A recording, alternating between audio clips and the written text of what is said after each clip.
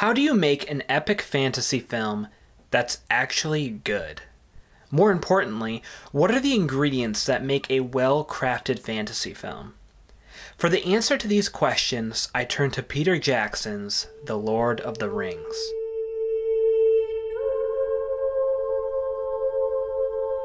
I remember watching The Lord of the Rings back when I was 12 years old, and I thought to myself, this is the greatest cinematic achievement I've ever witnessed, and probably still is to this day. And no, I didn't have the luxury of watching these films on a giant screen in a movie theater. I watched all three films on a 24-inch tube TV in my living room.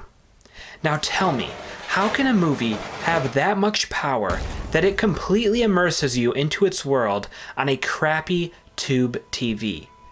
If that's not movie magic at its finest, I don't know what is. Now, since the Lord of the Rings movies have come out, many films have sought to repeat its success, but none have even come close. Not even the Hobbit movies can match their enormous success. Now sure, you have great fantasy epic series that have come out since, like Harry Potter and the Chronicles of Narnia, but did they win a combined total of 17 Oscars? Keeping in mind that 11 of those Oscar wins were for one movie. Yeah, I think we can safely say The Lord of the Rings is on a whole other level. But what exactly made them so great? Why are they widely regarded as the greatest fantasy films ever put to screen? After many years of pondering these same questions, I think we can find the answer in other fantasy films. In other words, what they do wrong. After years of continually watching bad fantasy films, I believe I have finally unlocked the secrets to making an epic fantasy masterpiece. You see, it all has to do with being put into a creative box. Let me explain. In 2013, artist Phil Hansen gave a TED Talk that opened my eyes to creative limitation. Creative limitation is the concept of how purposely limiting oneself can actually drive creativity. During the TED Talk, Hansen made several comments concerning the value of limitations. That we need to first be limited in order to become limitless. And I realized if I ever wanted my creativity back, I had to quit trying so hard to think outside of the box and get back into it. Learning to be creative within the confines of our limitations is the best hope we have to transform ourselves and collectively transform our world. And I believe this is exactly what happened with Peter Jackson and his creative team. You see, before The Lord of the Rings was even made, there were so many obstacles and limitations in front of Jackson. And as a result, the films began to take shape in the most amazing way. If you haven't heard the story of how The Lord of the Rings were made, you need to check it out. It's free right here on YouTube. But in the behind the scenes, you see what a miracle it was that these films even got off the ground. Jackson was given a very limited budget because at that time, it was seen as a huge risk for a studio to invest in a fantasy series.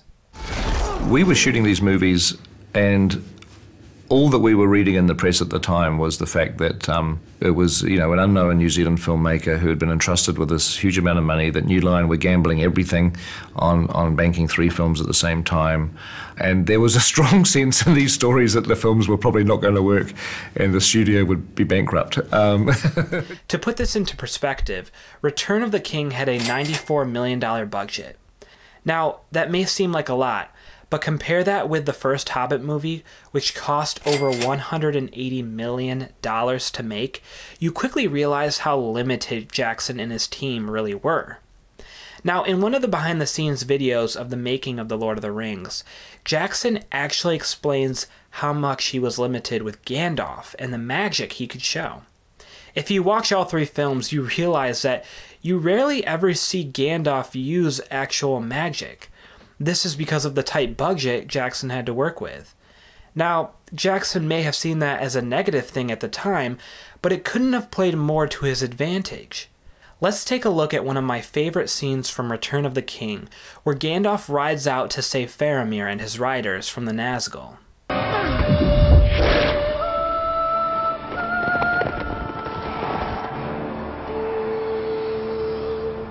Now this scene is just beautiful, and Gandalf's power can clearly be seen in this one clip, even though all you see is a burst of light. That's all you see. A light appears from Gandalf's staff and we're somehow mesmerized. Why is that? Well, I think it has to do with creative limitations, where less is actually more. Instead of heavily relying on visual effects like so many fantasy films do today, Jackson had to rely on his surroundings, Howard Shore's beautiful score, and Andrew Lesnie's stunning cinematography. By giving the audience only snippets of Gandalf's magic throughout all three films, you get a sense of mystery revolving around the character, and we can truly appreciate his power and influence over Middle-earth. His big magical moments are few and far between, but when we finally do get to see him in action, it's absolutely breathtaking. Take another look at a scene from The Two Towers.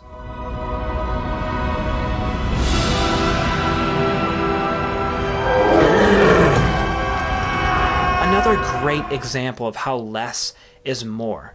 Now tell me, would that scene have inspired the same emotional response if Gandalf had come down with, say, something like this?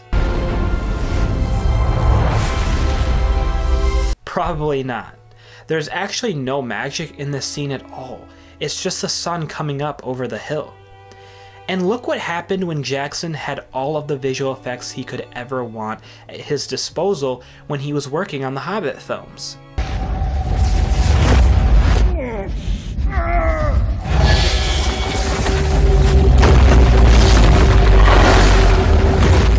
Like, what is this?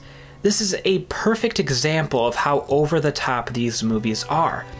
If the Hobbit films had the same creative limitations the Lord of the Rings movies had, we probably would have had a much more grounded and realistic set of films. Your imagination goes into overboard, and just about anything you can come up with in your head you can put on screen now. There's no limitations anymore. So it's a really exciting time to be a filmmaker, a terrific time. Even here, 10 years later, Jackson doesn't seem to realize the gift that he was given with his limitations. You see, I believe Jackson unknowingly knew that creative limitations is what he needed all along. The endless CGI and creative freedom he had on the Hobbit films was his ultimate downfall. He had no creative box. He was free to go and do whatever he pleased. This in turn didn't force him to find creative solutions to his problems like he had to do with The Lord of the Rings. I always wanted to do the Black Riders CGI, the horsemen, because I thought there would be something about their movements and their fluidity that would be creepy if they were CGI, but we just couldn't afford it. As it was, I tended to shoot in slow motion with sort of rather stylized camera angles because it was the only way I could make them look vaguely creepy. I am beyond happy that those CGI horses never came to be, because Jackson's creativity was allowed to shine through his camera work, and it works magnificently. Now, I also recognize that he was extremely stressed during these movies, but that doesn't negate the fact that this time around, he relied heavily on visual effects. The interesting thing with The Fellowship of the Ring that I find now is that it has relatively few digital effect shots.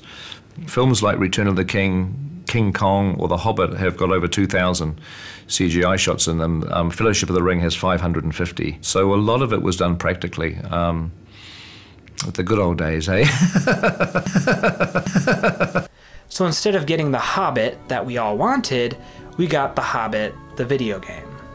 The Lord of the Rings feels so real to me, even to this day, as if the events in Middle-earth actually happened. Sadly, I feel as if this way of filmmaking is dying, and I hate seeing more and more fantasy films crumble under their own visual effect weight. I think a lot of filmmakers and studios today believe that they need a lot of CGI to make a great fantasy film, and I think the opposite is true. It's time that filmmakers make a change as technology and visual effects improve, because the more you are limited in your creative capabilities, the more you have to offer. So my message to fantasy filmmakers is this: keep fantasy in check. Don't overdo it, because like my grandma always says, everything in moderation.